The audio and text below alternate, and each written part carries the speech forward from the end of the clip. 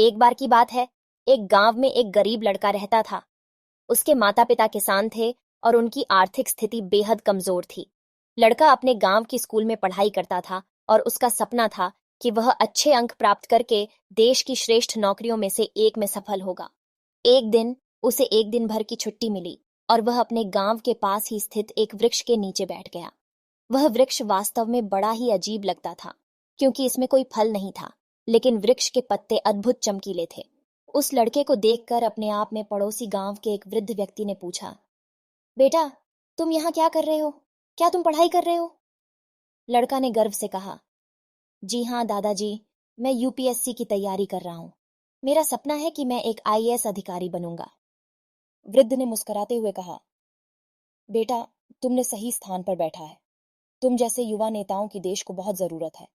लेकिन एक सच्चे यूपीएससी अभ्यर्थी के रूप में तुम्हें एक कहानी सुनाता हूँ जो तुम्हारे जीवन को प्रेरित करेगी। उसने बताया, कुछ समय पहले इसी जंगल में एक साधु बाबा बसे थे। बहुत सारे लोग वहां आकर उनसे आध्यात्मिक ज्ञान प्राप्त करते थे। लेकिन बाबा ने कहा, तुम्हारे पास सिर्फ 3 मिनट हैं, उन्हें ठीक से इस्तेमाल करो। एक दिन एक युवक उस साधु बाबा के पास गया और पूछा, बाबा, मुझे यूपीएससी परीक्षा में सफल होने के लिए कोई सुझाव दीजिए। बाबा ने मुस्कुराते हुए कहा, मेरे पास सिर्फ 3 मिनट हैं, परंतु मैं तुझे एक बात बता सकता हूँ।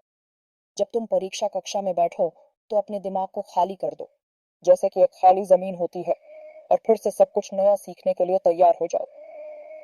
युवक ने धन्यवाद किया और उसने इस सलाह को माना।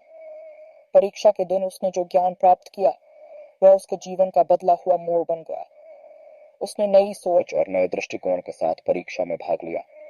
वह धैर्य, मेहनत और समर्पण से पढ़ता रहा।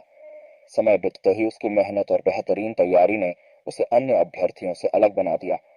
अच्छे अंक लाने के लिए उसने कितनी भी मुश्किलें आए उन्हें पार किया।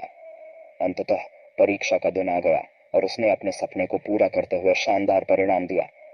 वह यूपीएससी परीक्षा में उत्कृष्टता की ऊंचाइयों तक पहुंच गया और आईएएस अधिकारी बना।